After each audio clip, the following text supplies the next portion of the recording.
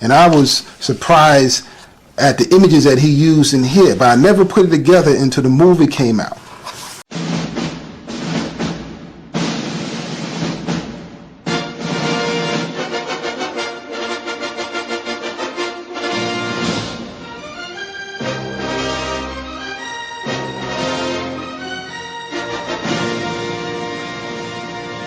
I can make you rich beyond all measure. All the God King Xerxes requires is this: a simple offering of earth and water, a token of Sparta's submission to the will of Xerxes. I will make a warlord of all Greece. A beast approaches. It was King Leonidas himself who provoked it. We must be diplomatic. And of course, Spartans have their reputation to consider. Choose your next words carefully, Leonidas. Madness. Earth and water. This is Sparta! Spartans! What is your profession? Manufactured by 300 years of Spartan warrior society. Is this all of them? As you ordered. 300. To create the finest soldiers the world has ever known. Ugogi, as it's called. Into the hot gates we march. Submission. Into that narrow corridor we march. Where Xerxes' numbers count for nothing. Funneled into this narrow corridor. The idea of kneeling. Now that's a bit of a problem. Spartans! Ready your breakfast and eat hearty. My king! Oh! But tonight, we dine in hell! We fight as a single, impenetrable unit. That is the source of our strength. Today, no Spartan dies! Persian! Each Spartan takes the man to his left. No mercy! Thigh to neck. With a shield. Wave after wave of Persian attack. Smash against Spartan shields. Come and get them! In the end, Spartan's true strength was the warrior next to him. A single weak spot, and the phalanx shatters. Guys! Spartans! Prepare for glory! We use our superior fighting skills and the terrain of Greece itself to destroy them. We do what we were trained to do, what we were bred to do, toward the death on the battlefield, in service to Sparta, what we were born to do. It was the greatest glory he could achieve in his life. You're going to find out that the Spartans and those people were Israelites. This is by Frank Miller. You got to get the one by Frank Miller. Now, a lot of y'all know about this guy right here who played the Spartans. He played a good show. It was pretty good. But now we're going to see. This book that I got here, by the way, I bought this 4 years before the movie 300 even came out. And I was surprised at the images that he used in here. But I never put it together until the movie came out. To prove the Spartans were Israelites. They were black people, dark-skinned people. To prove the Spartans were Israelites. They were black people, dark-skinned people. And they were of the 12 tribes. So being of the 12 tribes, some of them had straight hair, some of them had curly hair, some of them were light-skinned, dark-skinned, some of them, we were all in Atlanta at that time. Let's go through this book and see how Frank Miller drew the Spartans and so why he drew them like this. As you can see the braids right here of the Spartan warriors. You can see the L on the shield. All right? Look at this guy, another Spartan warrior. Look, that's a black man right there, you see? Look at the guy got curly hair right there. Some had braids, some had twists, some had curly hair. Look at this right here. They was all together. Look at the L. We're going to go into what this L means later on. And who was this? Let's go up here. Sacred Sparta. Okay? It was also called Laconia. Here is, remember the story about the kid? Leonidas, when he was a young kid, fighting the wolf. Notice he's a black man. See, they got him brown skin here. Right here, another picture of him as a child.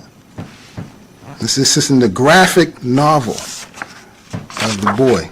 Here's some more Spartan warriors here. Get a picture of that. That's clearly a black man. Here's your Spartan brother. Brown skinned man, that Brazilian, could be North American Indian, because those are the 12 tribes. They were all together. Could be a black gypsy. Look at this guy right here. That could be a West Indian, that could be a Haitian. Black people, look at this. Look at this sister right here. Black folks. Clearly see their brown skin. Okay? Let's do some more brown skin pictures. Look at this right here. A picture of that. Brown skinned brothers. Look at this brother. He look kind of Indian. These are Spartans, not white folks.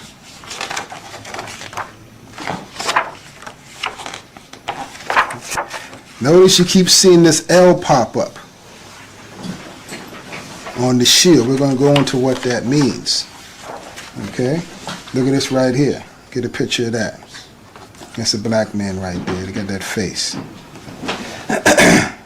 See? Mm-hmm. And he showed you this in the movie, though, that the Spartans were black people. But I'm going to show you, Frank Miller knew something.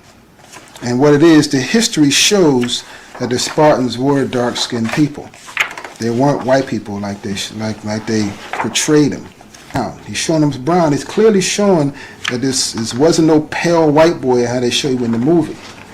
Okay? So now let's go into why Frank Miller drew these pictures as black people. And how come they're not white? He knew something. He had to make them white for the movie. But we know why that is, because it wouldn't have got out there if he did it like that. Because the common lie is that the Spartans were white people. So he had to go along with the lie. But he did slide it up in here, you know, this way for us who are seeking this knowledge. And through the Holy Bible is a book that we follow. It is found in writing. This is 1 Maccabees 12, 20 and 21. Arius, king of the Lacedaemonians, to Onias, the high priest, greeting. It is found in writing that the Lacedaemonians and Jews are brethren, and that they are of the stock of Abraham. So now you're seeing, this is the Apocrypha, by the way. This is part of the Bible. You can find the Apocrypha was once written in the Bible when King James had it translated from the Hebrew to the Greek. They took it out during slavery, but this is part of the Bible. So speaking about Jonathan, the Maccabee Israelite, writing to his Lacedaemonian brothers, who are also Israelites. And let's see who the Lacedaemonians are. This is the New Annotated Oxford Bible with the Apocrypha, showing that this is how the Bible is written with the Apocrypha in it. Now let's go to the same 1 Maccabees 12 and 20, and we're going in 20 and 21, and we're going to read how it's the same thing written in this Apocrypha here, but now this is an annotated one written with other names that mean the same thing. So it says, this is a copy of the letter that they sent to Onias. Judas and Onias sent this letter to King Arius of the Spartans, to the high priest Onias, greetings. It has been found in writing concerning the Spartans and the Jews that they are brothers and are the family of Abraham. So see how it's saying the same thing, but it's saying Lacedaemonians here. You see? It has been found in writing that the Lacedaemonians and Jews are brethren, and they are of the stock of Abraham. It has been found that writing, which is the Bible, because the Spartans had the Bible, they've read their records, concerning the Spartans and the Jews, that they are brothers and are the family of Abraham. Why is that? Well, let's see what happened here. It's another book, Modern Times and Living Past by Elson. Very old book, 1941. The older the book you get, I bought this on the street too. This used to be a standard reading in Southside Junior High School library. How come they ain't teaching this in school no more? Because the schools are about dumbing down the children now. They don't want them to learn this stuff. And this is on page 78. The mystical founder of Sparta was Lacedaemon, whose wife's name was Sparta. So now you're seeing here, Lacedaemon was the founder of Sparta, or the land there, and his wife's name was Sparta. So they named the land after him and his wife. You see, that's what the Spartans were, a black man and a black woman. So now, because we see the Spartans in the book were black people, we're going to go more into it. So this book tells you where this came from. All right? So let's go through the records. You're going to put it together yourself. This is an excerpt from Wikipedia, the free encyclopedia. You can get a line on this. You can go on the computer and look up Lacedaemon. Okay? You got that? Right. Just let you all just look at that. Now we're going to go to this excerpt, this guy. And this is other books too, but I got this one quick.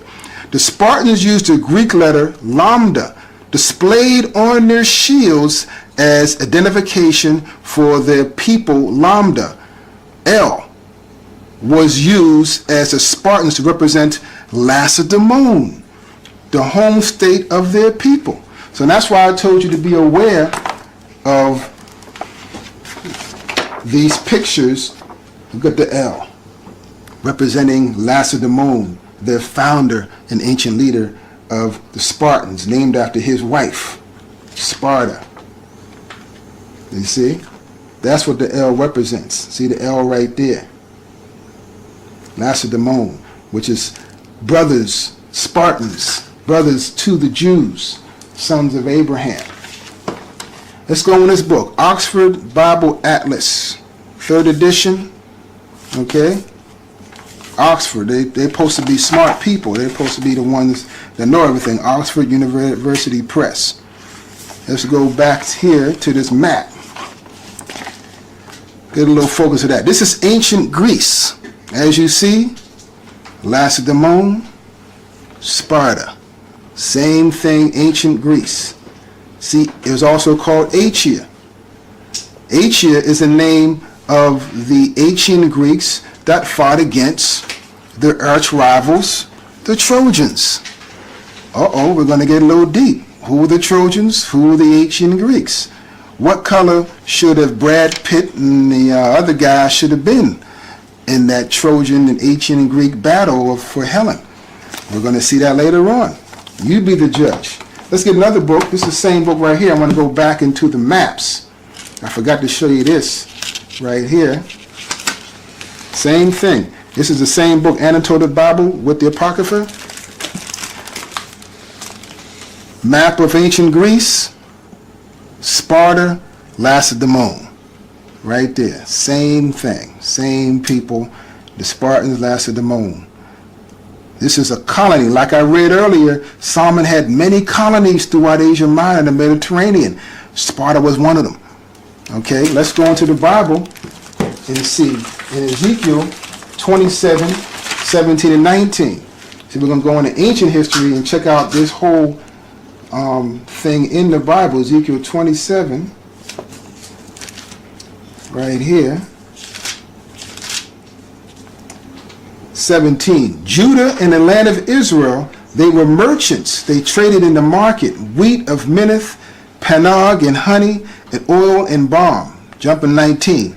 Dan also and Javan, going to and fro, occupied in affairs, bright iron, cassia, calamus, were in thy market. So Dan, right, one of the tribes of Israel, the 5th tribe of Israel, and Javan, right, were trading together. Javan is one of the sons of Japhet when you read Genesis 10th chapter. So they were in Europe at this time, and Dan was trading with them because Solomon has sent a contingent of Israelites with Dan running the show, and they colonized that land. Let's see where Javan is in the records. Okay? This is going back to the record book. Javan. Where is it at? Area of ancient Greece. Dan was coming from this land of Israel and had a colony in the land of Javan. Javan meaning one of the sons of Japhet who dwelt up in Europe. Okay?